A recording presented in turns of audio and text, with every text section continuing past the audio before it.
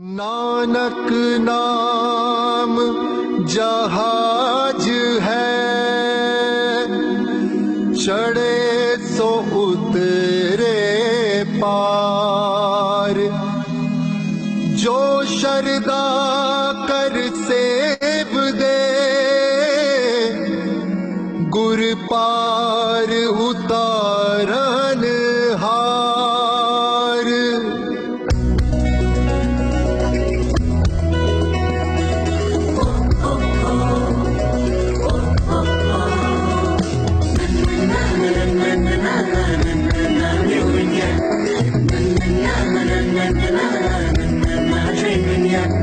हम वो नहीं है जो झुक जाए, हर तूफान से हम टकराए।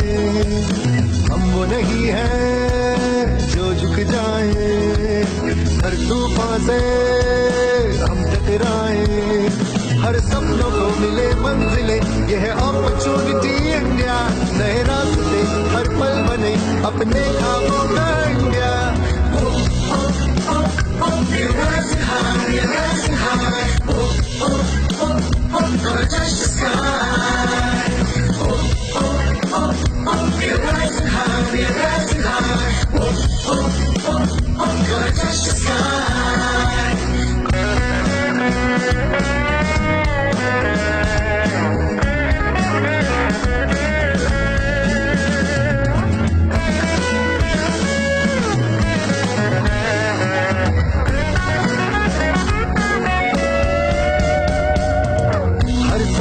पंख दिलाए, उंगली से मुट्ठी बनाए, हम तो हरदम ही यार बाजी मार जाए। नाम जब गिले ना हो, ना तेरा न मेरा हो, मैप पे रोशन बस एक नाम हमारा हो। शाइनिंग इंडिया दूर नहीं है, फ्यूचर जिसका हम वही हैं। हर सपनों को मिले मंजिलें, यह फ्रेंचाइज इंडिया। नए रास्ते हर पल बने अपने ख्वाबों का India. We're rising high, we're rising high. Oh, oh, oh, oh, gonna touch the sky. At Franchise India Group, we believe the future belongs to the entrepreneurs and their best rewards are yet to come. Gonna touch the sky.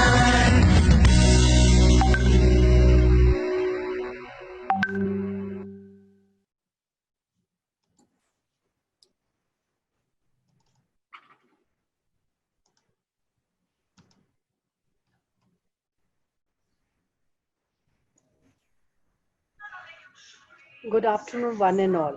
Welcome to the 40th edition of Business Opportunity Over Chai webinar series. Yes, India is shining and it's opportunity, lot of opportunity in India. So in Franchise India, at Franchise India, we are providing all our potential business buyers to select their best brand and achieve their dreams. With this hope that everybody is doing well, we welcome our panelist, Gaurav Maria, who is the chairman Franchise India Brands Limited, and Sonia Chaudhary, who is the MD at Franchise India Brands Limited, to share their insights, suggestions, and valuable views on the industry as well as on brand. Today, we are presenting you a brand from Bombay. Yes, it's Bombay preferred home delivery service for safe and fresh food. And we have privileged that we have founder of Fresh Pick, Mr. Vayal, with us to talk about what kind of a business model offering they are giving in market, why it is a great reason to invest in this particular brand, and how he is solving the problem of unorganized meat market which is there for each one of us. With this introduction, I welcome Vayal to take your journey with all our investors and potential buyers who are there. Thank you so much for joining us. Over to you. Thank you, Archana. Hello, everyone. This is Vayal here this side. I'm the founder of FreshPick.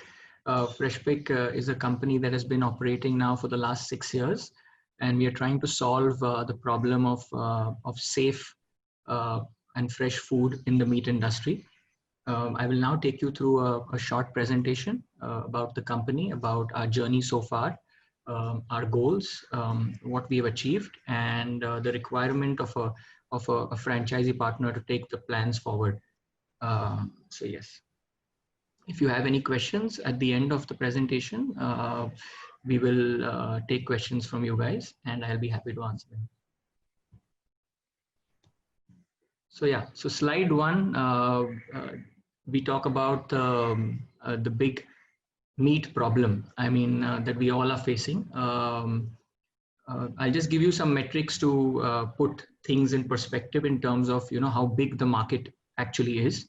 So if you see, India is the domestic market in itself, the domestic meat and seafood market, which is the business opportunity here, is around 40 to 50 billion USD. It's one of the biggest markets in the world, and unfortunately, it has not got the right attention that it needs for several decades till now. Almost 90%, 92.5% of the market is unorganized. So when we say unorganized, it is what is being sold on the streets without any kind of certification, or you know, in mandis, where there is no protocol for, you know, what is the right quality, what is the freshness quotient.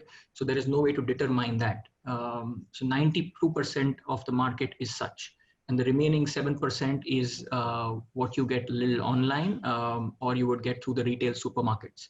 So the organized market is very, very small. It's growing at a very fast pace, and that's where lies the big opportunity to solve the problem.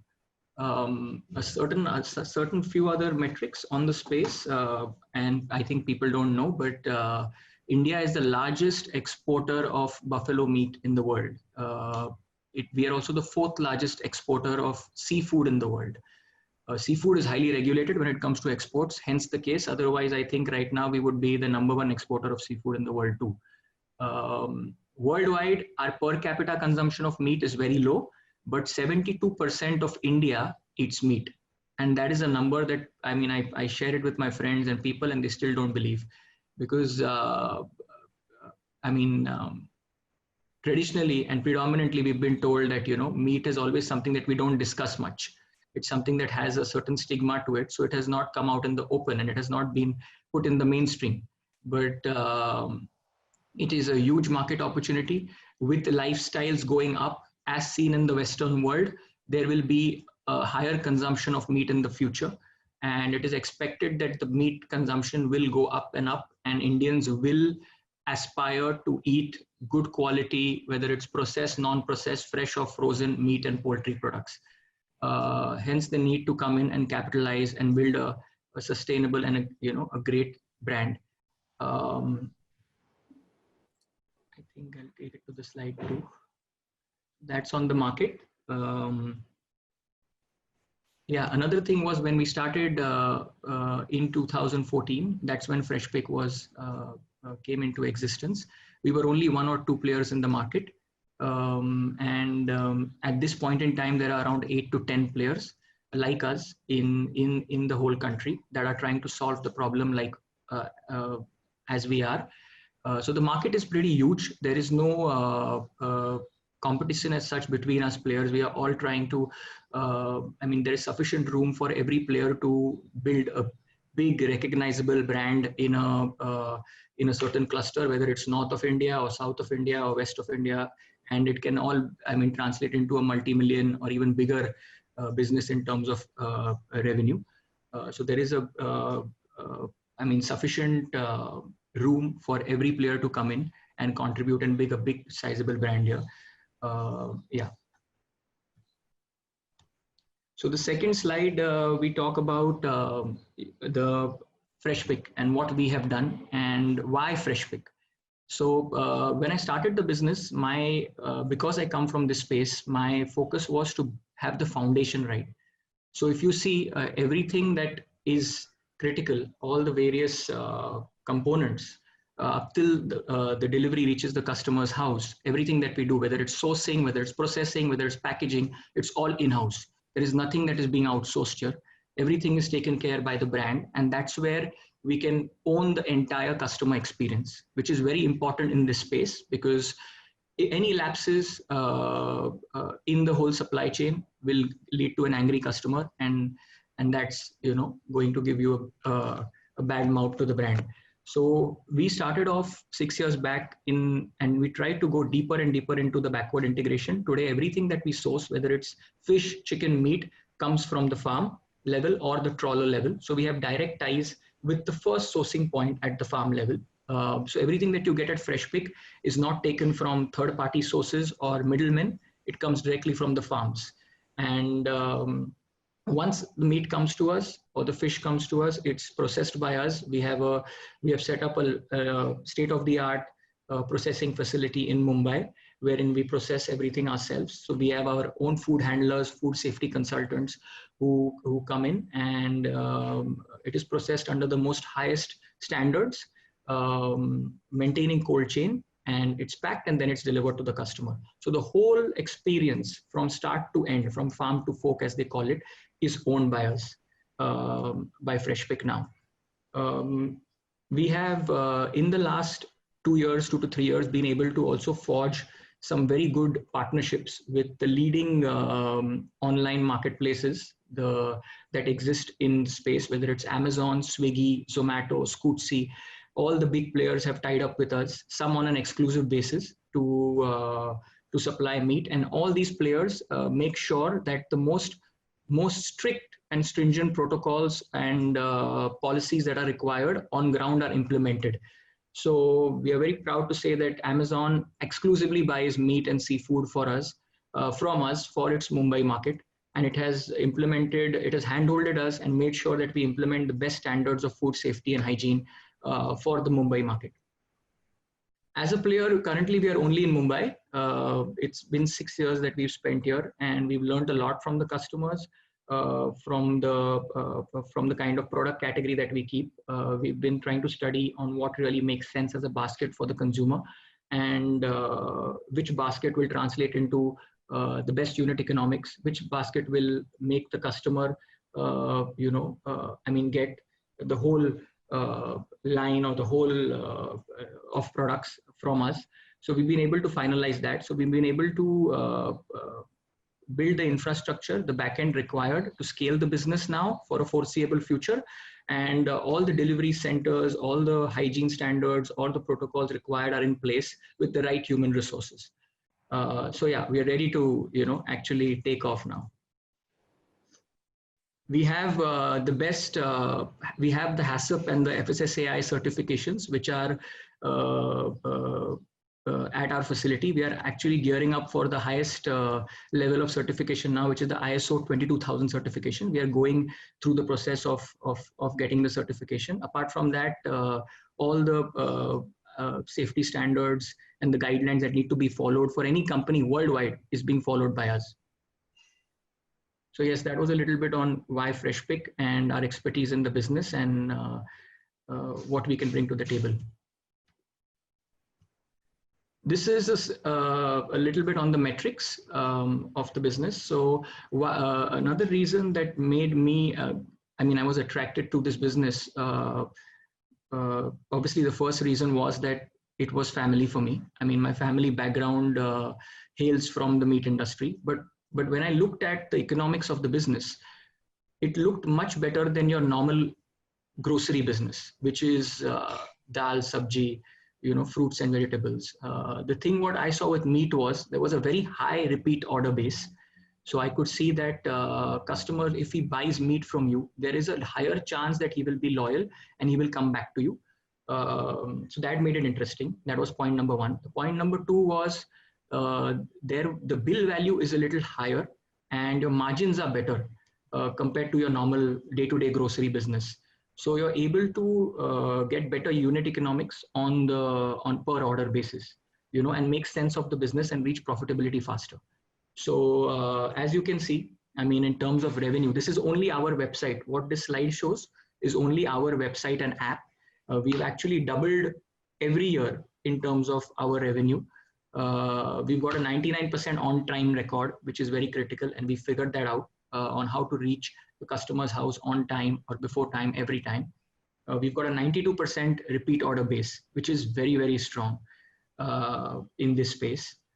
Something that we do better than our competitors, and I'm not, at the risk of sounding, a little, boasting, Our average bill value is around 1400 rupees per bill.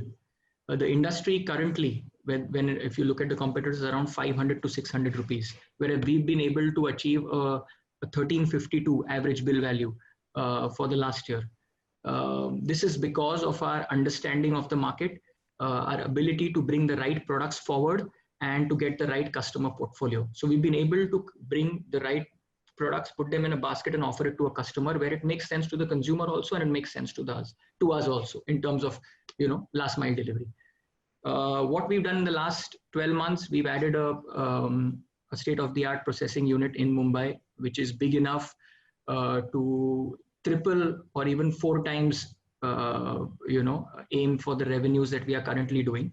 So we have sufficient capacities for that in Mumbai. We have 5 delivery outlets in Mumbai, which is Wadala, Powai, Juhu, Bandra, and Parel. And there is 1 physical store which is going to come up in Bandra.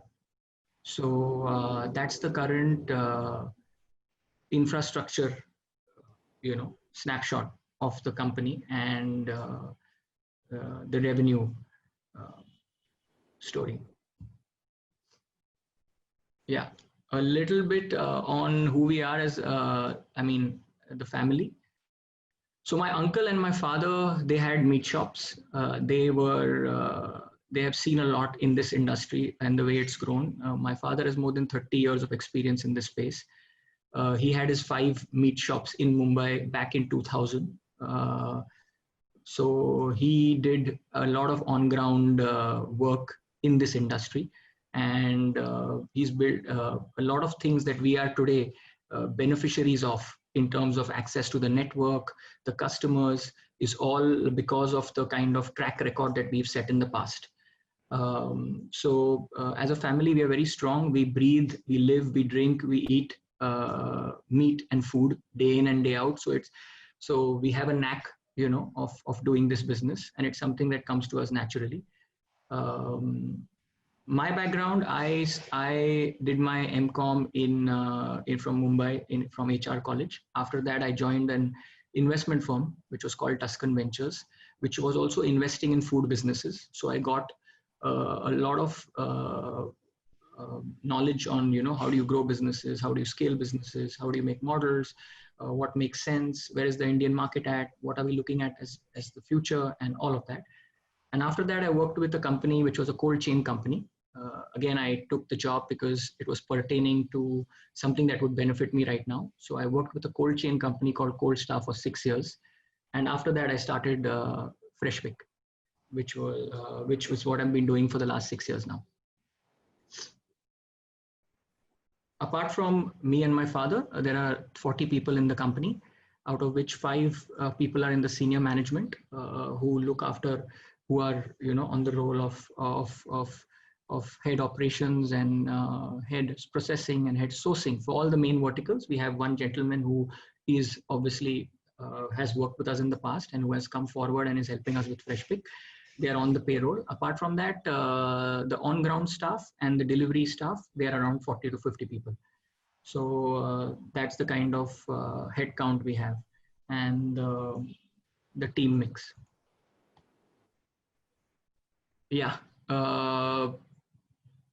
So a little bit on why we believe that this is the right time to franchise.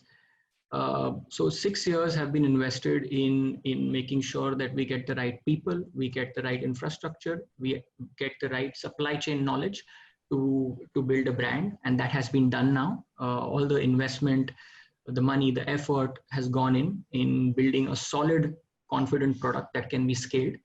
And we now wish to take it forward through an omni-channel presence and tie up with like-minded people who can now take the brand forward in several markets, in micro markets, or, you know, other places where we do not have presence at the moment, and take the brand forward. So that's the plan, and we wish to attract, you know, the right franchisee partners for Freshpick in the future. Coming to the financial snapshot, there are 2 models that we believe we can explore. So the first one is the franchisee operated, franchisee owned model, wherein we need around 300 square feet premise with an investment of around 14 lakhs, which includes a franchisee fee of 3 lakhs. The return on investment is around 19 months on this.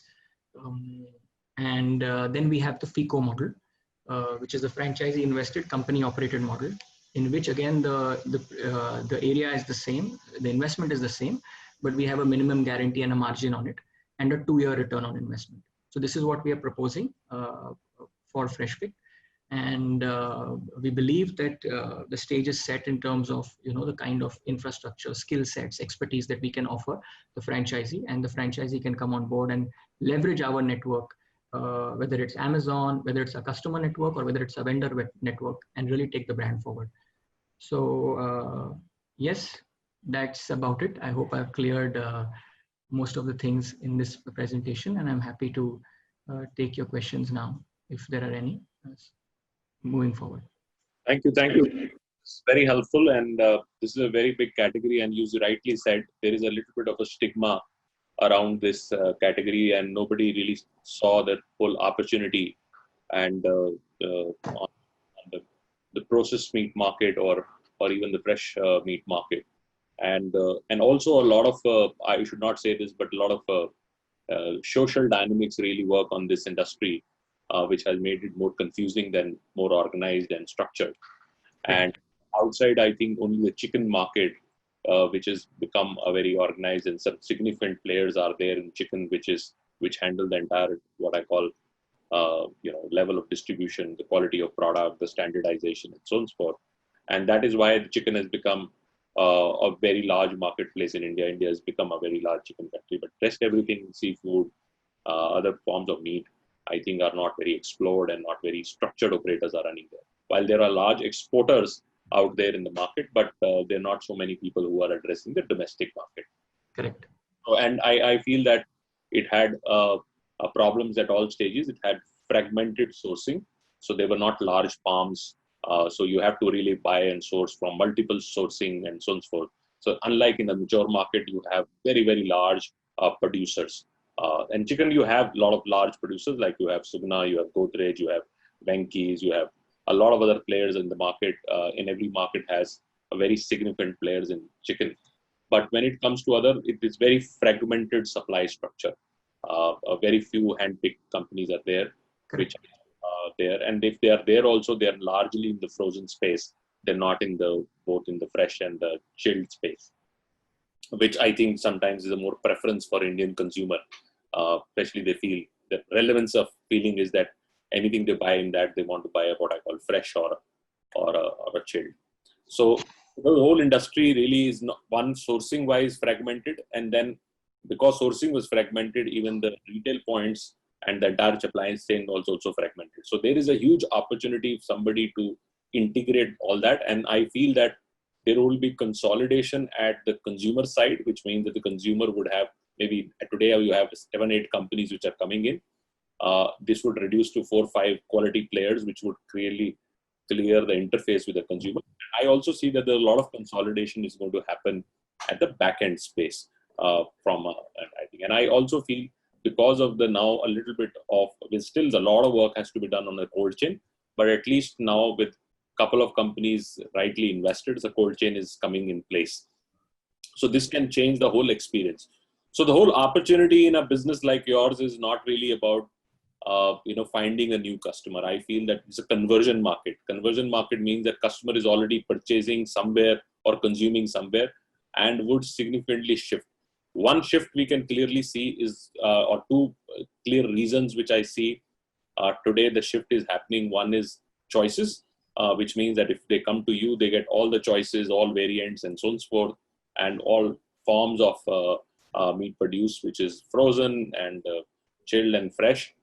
And so this would be one of the most important preferences for people to shift. But the second is now particularly has become very important, which is food safety.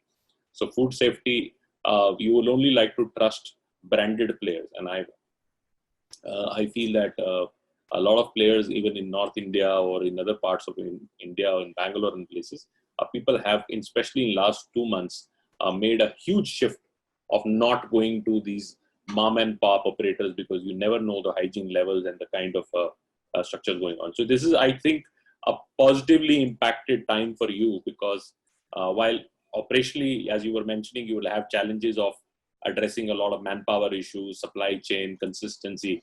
That's very time frame. But from a consumer mindset viewpoint, I feel that the greatest impact would come in 2020, 2021, where people would shift, and that percentage can be as large as 10 to 15%. And imagine, today you said the organized space, which is looking at all the modern retail, looking at all the other chains which are available, looking at even bigger formats available for structure, it's only 7-8% organized. The rest is all unorganized. Imagine if this is immediate impact of 10 to 15% shift happens, how large market I'm talking about would shift. Yeah. And also the shift would significantly come from the top, which means that the higher spend customers would first shift.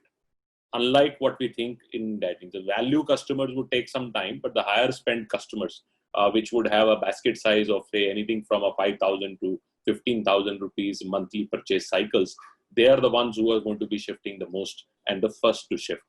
And because they would like to put maybe a little more and be getting a assured quality on that rather than buying as a commodity. So that's a big shift.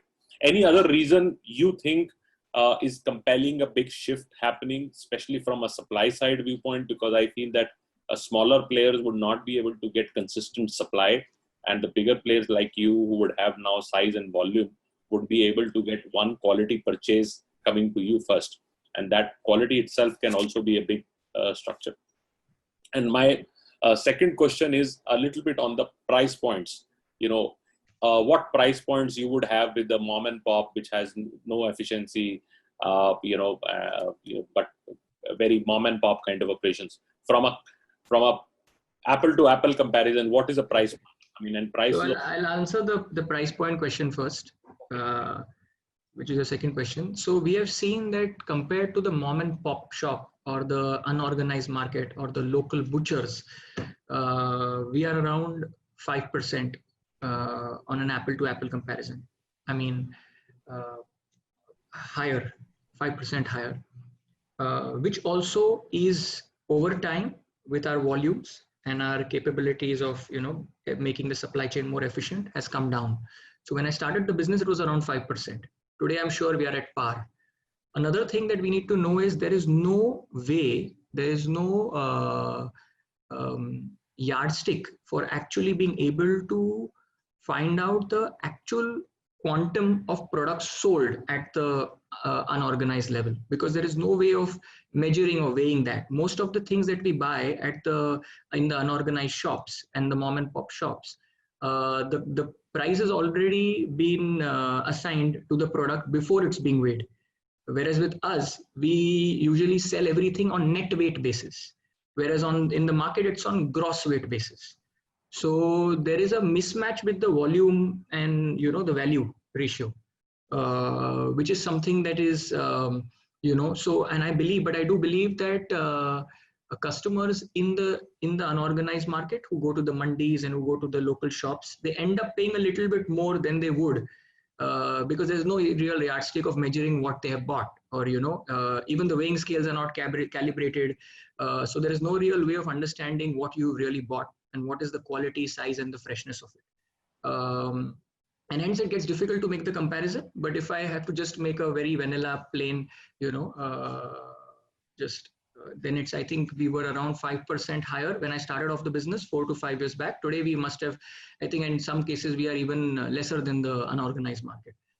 So that's this thing. Your first question was the sourcing capabilities, right? Yeah. That's what you were asking?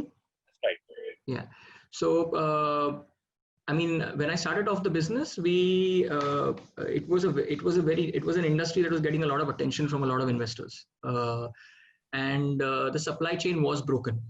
There were not many people who you could trust. You didn't know if, apart from chicken, which is now become an institutional play, where you have 4 or 5 big companies like Venky's, Godrej, Zorabian, and the other 2, 3, Suguna, and there are some other players. who you can vouch for a good standardized safe product. The other categories like mutton, fish, cold cuts still, have a lot of gray area. So we had to build a supply chain out. So for mutton and for seafood, we have our direct sourcing. For seafood, we do it from the trawlers, which come in every morning to Mumbai, and also sometimes Gujarat and other coastlines that we have. These markets are very huge. So even the supply side is very fragmented, and the volumes that come in are tremendous. So for even someone like us, even though our volumes are now pretty high, it's very difficult to keep one supplier at the source point for one product in that category. So just to give you an example, let's say there is a fish type called salmon and there's a fish type called mackerel. We might be buying salmon from the coast of Gujarat because we get the best quality and the best rate. But for mackerel, we might be buying it from somewhere in Goa, because it makes the most sense. The quality, the size, and the rate that we get is the best. And so there are different people in different coast markets and different farm levels who expertise on different kind of product categories. So at this point also, there is no one person to go to like chicken, So other categories, we are building out this expertise, and we are ourselves investing in the supply chain and in the backward integration to make sure that the product quality is consistent and it's standardized. So we are making that change happen now, and we can see it with the other big players coming in the market. They're doing the same thing for other regions. Whereas for chicken, it's pretty standardized. I mean, you can just go to a Venky's and he will supply you a certain product quality, a certain size of the bird, and you can take tons and tons of it because it's available and it's produced in a farm, and you get it. But for the other categories, we had to ourselves go back to the source point and track it down from there till it comes to our processing center in Mumbai, and make sure that all the changes that are required are done. And we need supervision on a daily basis, even today, because there is a lot of fragmentation, there is a lot of lack of awareness, knowledge, on the side of the suppliers, and they do not have the necessary machinery and the technology to be able to count on the catch that they are getting and be able to give us those kind of volumes. Sure. So this brings to my second very important question before I go to business model, because I think we'll need to spend some time on understanding business model. What is the product mix at this stage on two fronts? One, the form of meat, which means that how much you're selling seafood, how much you sell chicken, how much you sell other form of meat. Correct. What is the product mix for you in there? And generally you feel in India, what is the product mix going on, especially when you talk about a little bit on organized side, because they're fragmented by the category itself. The fish markets are different. These markets are different. So nobody is collectively selling a meat product. So when you, what is the category? That's one question. Second, also, are you seeing a shift of people moving from more processed meat now? Is it that a trend, and what is that percentage today? So how much is frozen, how much is ready to eat, or ready to cook kind of a thing, and what is fresh and chilled? So what is that percentage? And because fresh and chilled becomes commoditized, and anything which is processed has better margin and things like that. So these two, just for our audience to know, what is a product mix at this moment? So the general product mix is chicken constitutes 50%. That's what it is. And the remaining 50% will be a mix of seafood, meat, and the value-added items, which is, when I say value-added, it's the marinated range, it's the sausages, the cold cuts, the salamis, anything that you can just put in a microwave or maybe put on the grill and just eat. It's not in its raw form. It's processed, semi-processed, or fully processed, So that's the kind of mix. In our case, it's a little different. In our case, chicken is around 30-35%. We have a large composition of seafood in our portfolio, and that's because I think we are we are a Mumbai player, and Mumbai being a coastline, we have been able to acquire a lot of customers that eat seafood. Hence, our bill value is also higher. That's one of the reasons. So seafood is around 35%, 35 to 40%. 30% is around chicken in my case, in our Fresh Pick case. And another 20-25% is mutton, and then the remaining 10% is the value-added range, which is the cold cuts and the ready-to-eat. So that's the product mix at this point in time. What the trend is, I'll tell. I mean, I was just reading, quoting some articles. They say that 1% of the entire meat and seafood market is processed at this point. So it's a very small market. And when I say processed, means the kebabs, the tikkas, the sausages, the hams, the burger patties, you know, all the ready to eat items that you get, or the ready to cook items that you get in a supermarket, they constitute 1% of the $40 billion market, what we're talking about. So people still have a very high penchant for freshness, chilled products, fresh raw products in India. There is still not that, I mean, compared to the market size, there is still not that much comfort in picking up products that are old or frozen or pre-packed for consumption. However, with the millennials and with the new generation that's coming in, this category that we are talking about, which is 1%, is surely set to explode because of the lifestyle changes. It has been seen as a trend in the Western market, and it will surely replicate here. In the next 5 to 10 years, we will see that as producers and suppliers like us are able to get better quality products in the processed category to the table and demonstrate freshness, hygiene, safety, and health with those products, there will be a transcending shift from the raw category, which is what it is right now, to the processed category. Because it's a matter of, I mean, it's a matter of finding time and to be able to, you know, cook, and so it's the lifestyles that are changing, and hence we see at this point in time, and we are seeing it right now. Actually, we've listed our products on Swiggy and Zomato, and Swiggy and Zomato is obviously they have a large customer base, most of which are your affluent consumers who are what you call the nuclear families. They are buying more of the ready to eat and processed category products vis-a-vis the raw products, and so you can see the shift is happening, and I'm sure in 5 to 10 years from now, the 1% of the pie, which it right now constitutes, will reach to around 5%, 6% of the pie. So you're going to see a big shift in the processed and the ready-to-eat range. And it will be driven because of the lifestyle choices that people are making. And also the ease and the convenience of having the product always available and ready to cook, you know. So the convenience factor will be a big factor, which will drive a lot of households to make those changes towards processed food.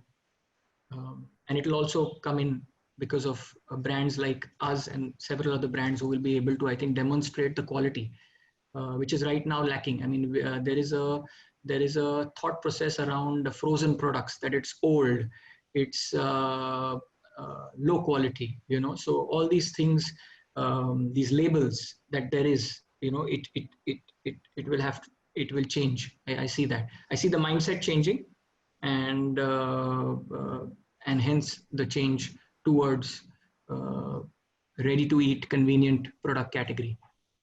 Sure. Very helpful. And now going to a little bit on business model before I pass it on to Sonia. You know, on business model, what is the margins you have for each category, and how the margins you pass it on to the franchisee if I open up your shop? That's one question. Second question is, are you looking for a unit, only delivery only outlets?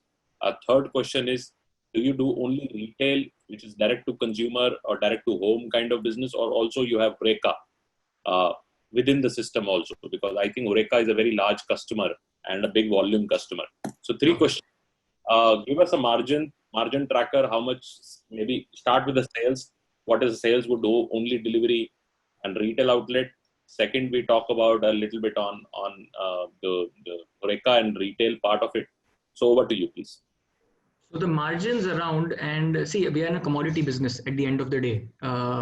So there is not much we can do.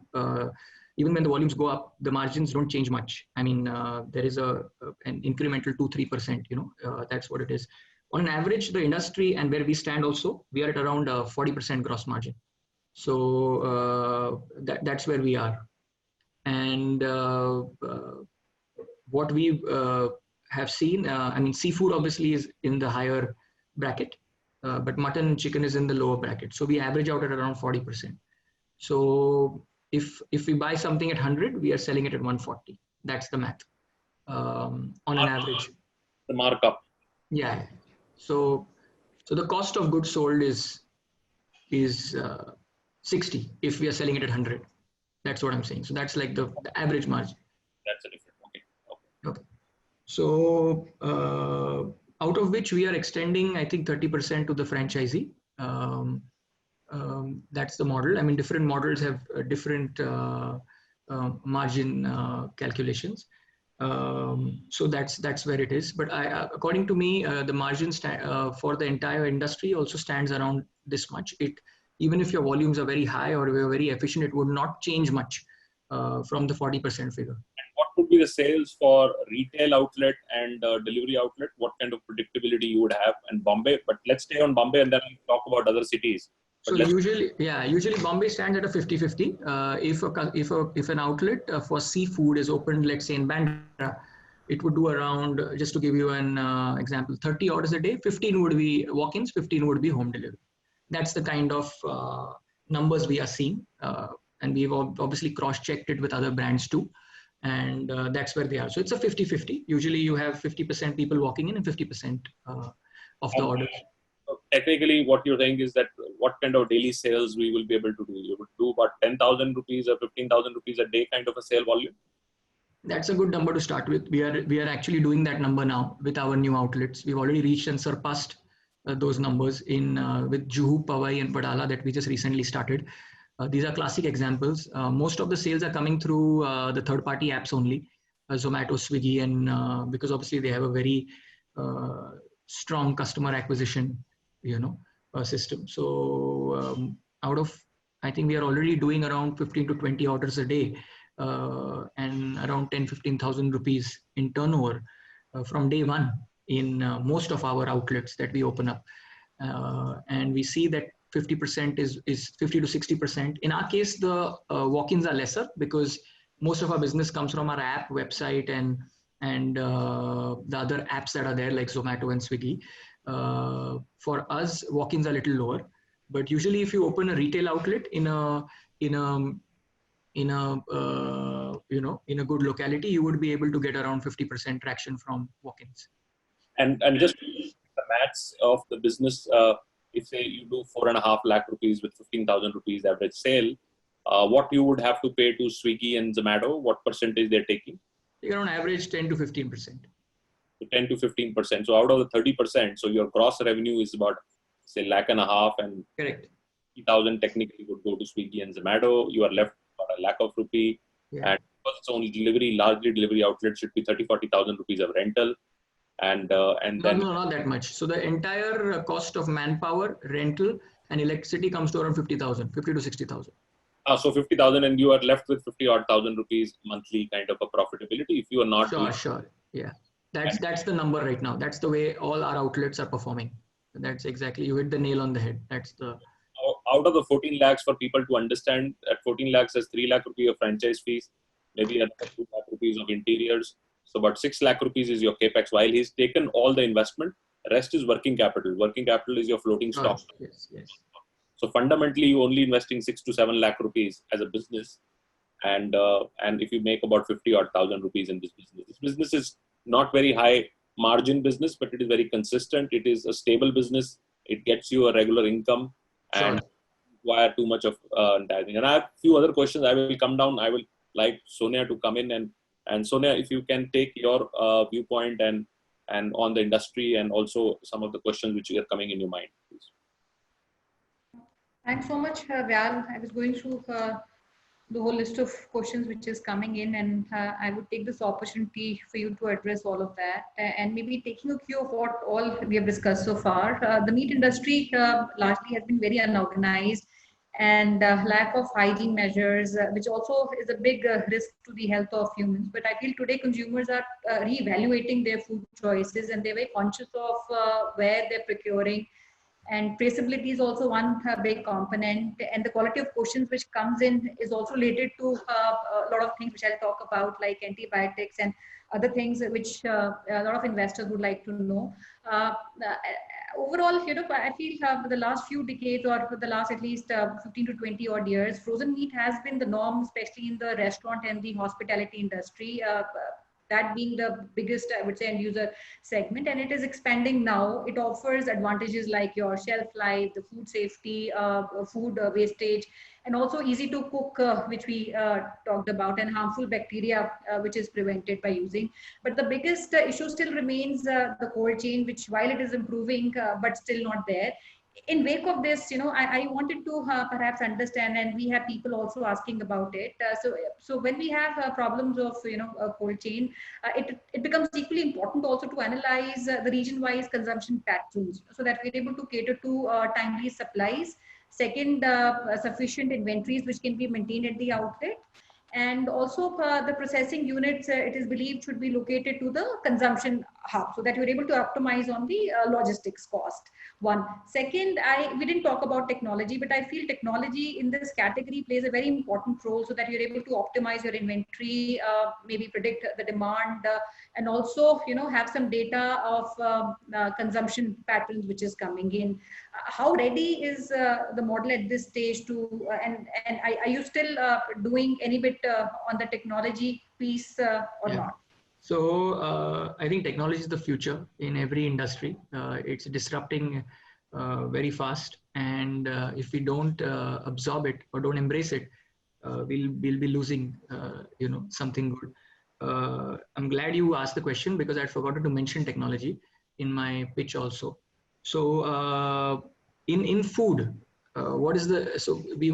we first had to understand that where technology can actually make a difference, right? Because how can it impact the quality of the food? How can it give us back the information and data to make better choices, to bring better quality food to the table? And how do we keep tracking and monitoring it till it reaches the customer's place? So if there are any issues, we can take quick action and resolve it.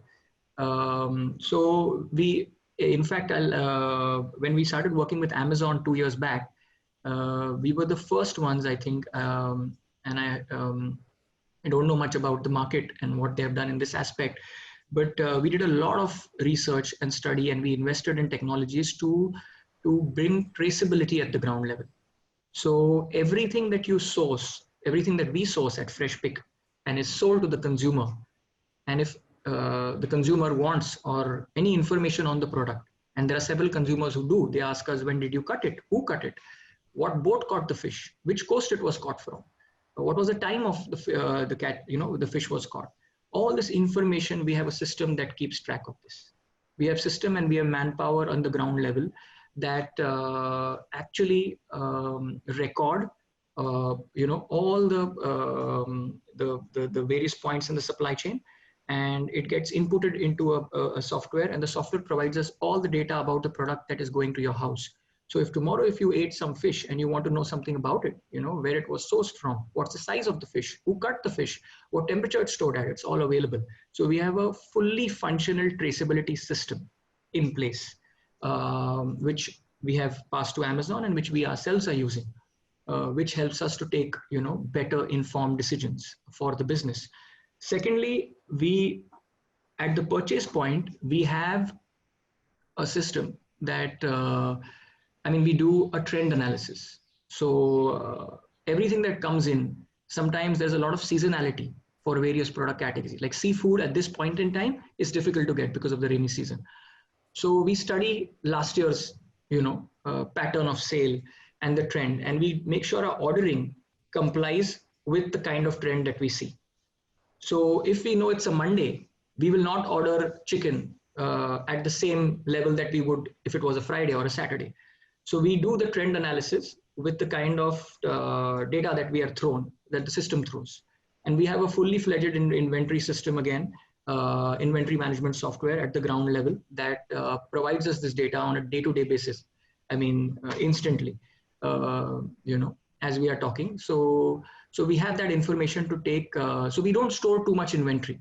So with the possibility of technology and the way it's being upgraded, we have been able to make sure that our stock of inventory and our risk of inventory is minimized, and we only order what is required, and we don't keep too much of what is not needed.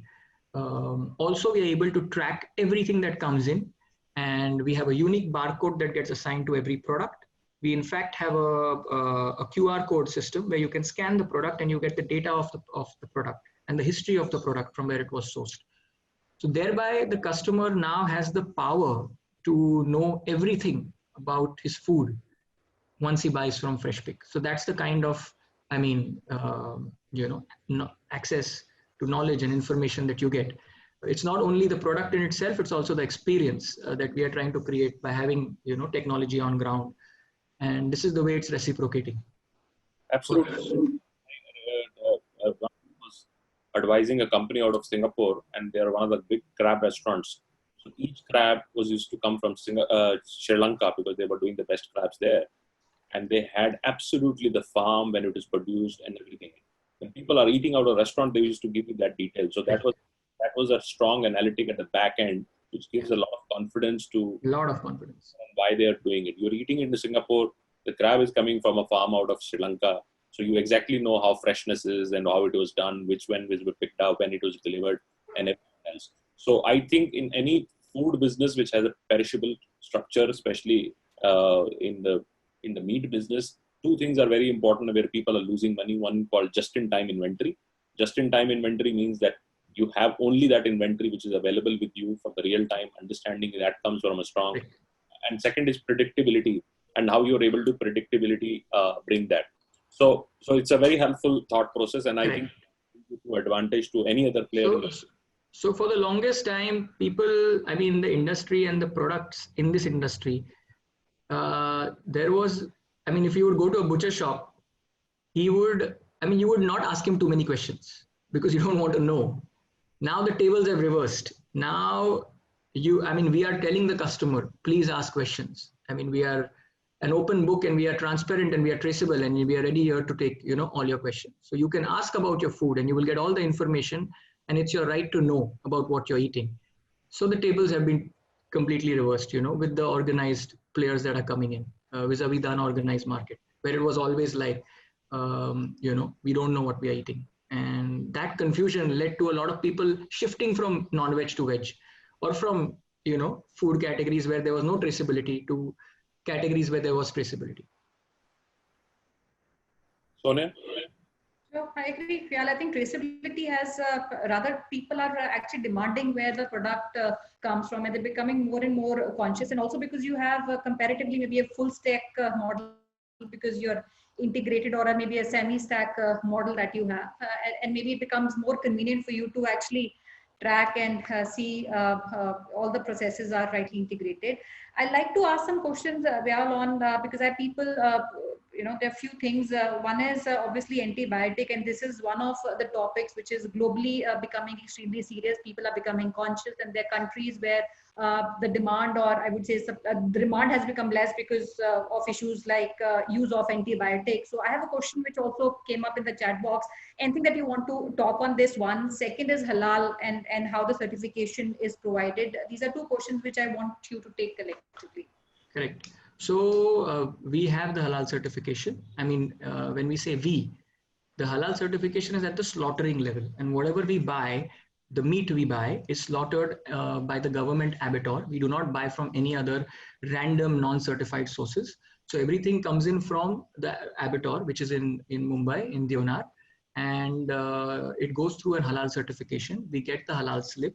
We have the halal certificate also for every purchase, and we have the slips. So all the meat that we buy in is all halal certified. Now coming to the antibiotics and coming to the use of people, make claims that use of hormones, pesticides. If you go on our website, we do a sample test for every product, and that comes in. We don't do it daily, but we do it because, the source point doesn't change much. So every monthly or every 2 months or every 3 months, we do a sample test, which is a random test where we take a product and we send it to the lab. to check it for antibiotics, to check it for pesticides, to check it for, so seafood is checked for things like mercury, things like formalin, things like, various other chemicals that could come in contact with the fish in the sea.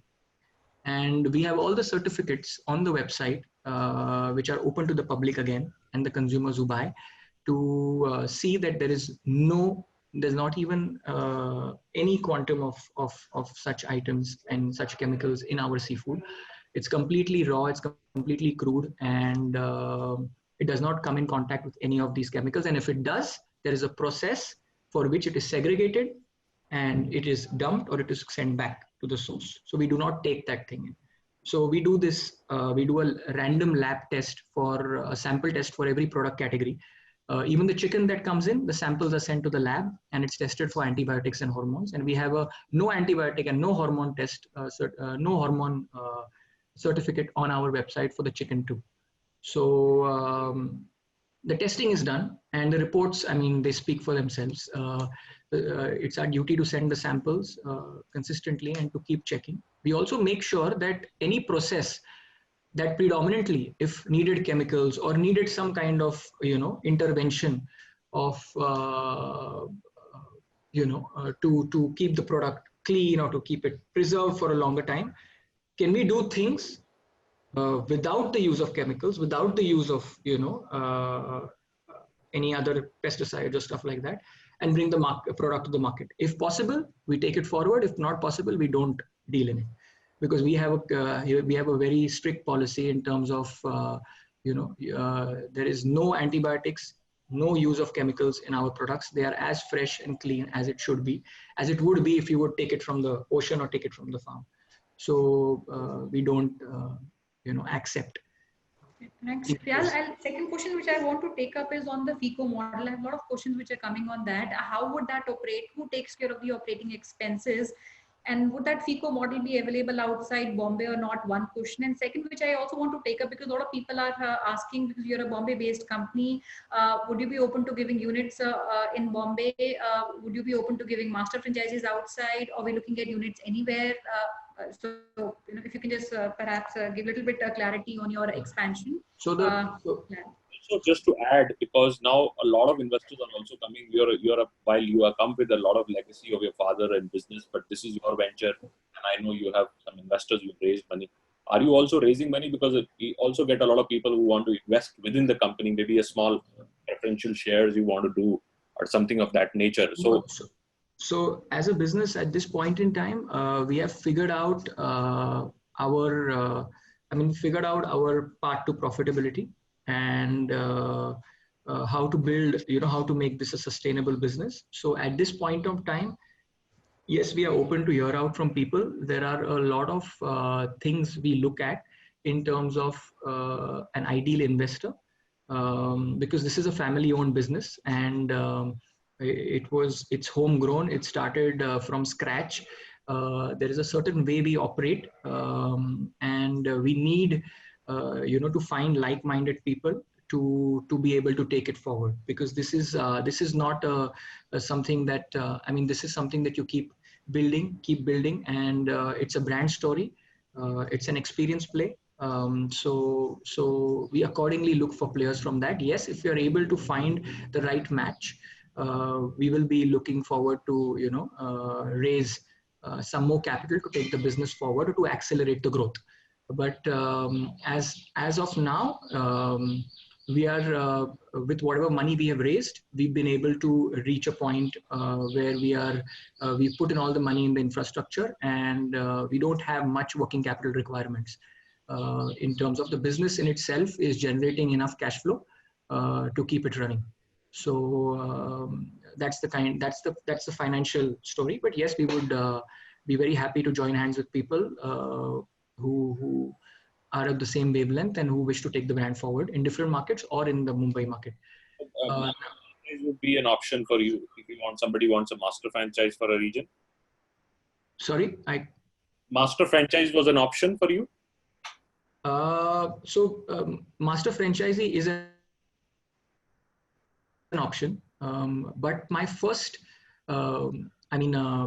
intention was to saturate the Mumbai market or to saturate the Maharashtra market, because that is closer to, you know, access in terms of human resources, you know, bandwidth, and all of that. And I have seen that in this industry, it's better to, you know, to go deeper than to go wider in a frame of time, you know. So we believe that the Mumbai market is I mean, if the Indian market is at around 45 billion USD, the Mumbai market is somewhere around 2 to 3 billion USD. So that's the kind of opportunity there is in itself in Mumbai. We are not even, I mean, we might be one of the biggest players in Mumbai, but there is still a lot of things that we can do in terms of markets that we have not reached. We are still not in places like New Mumbai, Vashi, Thane. We are not in the eastern side. We are not in the far western side. So there are a lot of markets in Mumbai that are still to be captured, to be filled, and there are a lot of customers waiting for us out there. So I would be happier if there would be possibilities to first, you know, saturate the Bombay story, build a brand that is, you know, consistent and the preferred choice, and then replicate it in other markets which are farther in the country. That just makes it easier to operate. That's the line of thinking. However, it depends on the person coming in and his bandwidth and his capabilities and his experience and track record. If they have that, we don't mind exploring a Delhi or a Bangalore or even any other market. But personally, I would be happier if we flow, you know, Bombay, Maharashtra, and then the other regions that are there. Sure. So we will our Bombay and Pune teams to really closely work with you and follow up all the inquiries.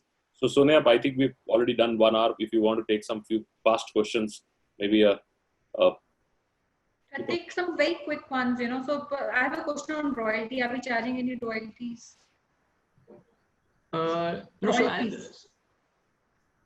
No, so we have a, no, so I think the snapshot that I shared, the last slide, we are only charging a franchisee fee, and there is a product cost to the franchisee, and he will be provided with a markup on that. Sorry, a markdown on that. So if a product is, let's say, 100 rupees, he will get a markdown of 30%, as we discussed, on that 30 or whatever it is as per the model. But that's the level. And in the FICO space, you said 21%, because somebody asked on a FICO. Correct. 20%, but all the OPEX would remain on your books, which means that rental you will give and other things you will give. 21% would revenue share would go to them. That's what the model is, or is any change? No, it's franchisee invested, company operated. Correct. So the franchisee puts in the, sorry, so company operates it, franchise, you're right. Sorry, I got a little confused. So if I put 4 lakh rupees and you run the shop, so OPEX, you run the, take it care. Correct. And 21%. So if someone comes with a mindset where they just have the capex to put in, like let's say just an investment to be made, and they like the business, they like the family, and they want to be a part of the story, they can come in. If they don't have the on-ground expertise or the bandwidth to run the show, we will take care of it. And yeah, and so your risk is lesser, but yes, the reward also takes time to come then. I mean, compared to the other one. Not bad for a lot of people, because now your fixed deposits are also not making money. So even if like this. So we have seen that in my business, most of the cost and most of the hard work is at the processing level, at the main center level, which has been done by us. So the time, the return on investment for a center that comes in, a delivery center or a retail outlet that comes in through a franchisee, it will not have such a large financial burden, and it will be easier for them to reach profitability than it took us.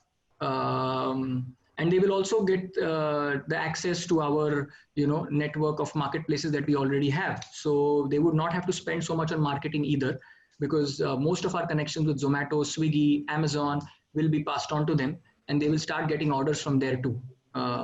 So it is not only their own orders or the retail walk-ins, but it's also the marketplace orders that will be diverted to the franchisee. And that will help them to, cover up, reach reach the break-even point sooner. Sure. That's very helpful.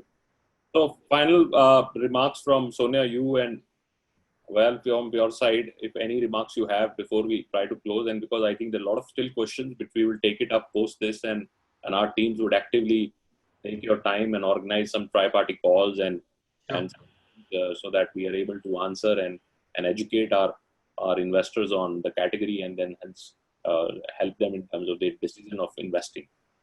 So over to you, Sonia. Just one last question while I want to take it up, because you have online as well as physical store sales which are happening. Do you see a role of franchisee? Will he get any benefit, any sales happening from his region? Yes, surely. So, I mean, I mentioned that we saw that the minute we opened a new outlet in Juhu, which is a location in Mumbai, and we opened another one in Powai, and we connected those outlets with our own website and app, and with also the third-party websites and apps, which is your Zomato, Swiggy, you know, the marketplaces. We have whatever we had predicted. I mean, we started hitting those numbers much early on, you know. So all that, the franchisee that comes in gets access to the not only the proprietary customer base, but also the third-party customer base, and that benefit will be there for the franchisee. So, and obviously there's, apart from that, there's the retail walk-ins also. Thank you so much, Vyal. I would only say, you know, it's really wonderful to have companies and people like you who have a legacy. Not many people who come in these businesses have that, and a lot of questions that you've answered with a lot of, I would say, credibility and trust in the mind of the end consumer. So wishing you all the best, Vyal, on your future. Thank you. Thank you very much. You very passionate, and you're taking your family business in a much more modern and a structured form. And I think this is where I think your past relationships, family experience, and your own learnings are coming together. So we have you have a great future, and you will be actually seen in somebody who would be revolutionize this whole industry. So look forward for a long-term partnership, and we will obviously bring in a lot of interest over the next 2 weeks or so. So Archana, over to you. Yeah, for your thank note. Yeah. Thank you so much, Vyal, for giving us this opportunity where we can present your brand to all our investors. Thank you so much, our panelists, Gaurav sir and Sonia ma'am. Thank you all the friends and families who have joined us from Pan India. You can contact us through your calls, through your mails, as well as you can follow us on social network. That's the information given at your chat tool. You can also write to Gaurav sir at his respected email ID. You can connect with Sonia and Gaurav sir over their LinkedIn profile, which is there. The information is there on your chat tool. Dheeraj, if we can just, yeah. So tomorrow we are inviting you tomorrow for another great brand.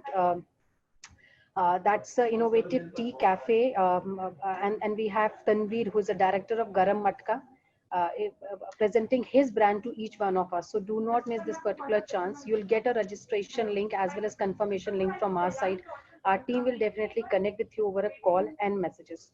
Please do take care of yourself. Best wishes from our side. Thank you so much for joining us today. Thanks, everyone. Thank you, Archana. Thank you, Gaurav. Thank you, Sonia. It was a pleasure to be a part of this. It was my first, but I think I had a great time, and look forward to everyone who's out there. Please stay safe, and I'll see you guys soon.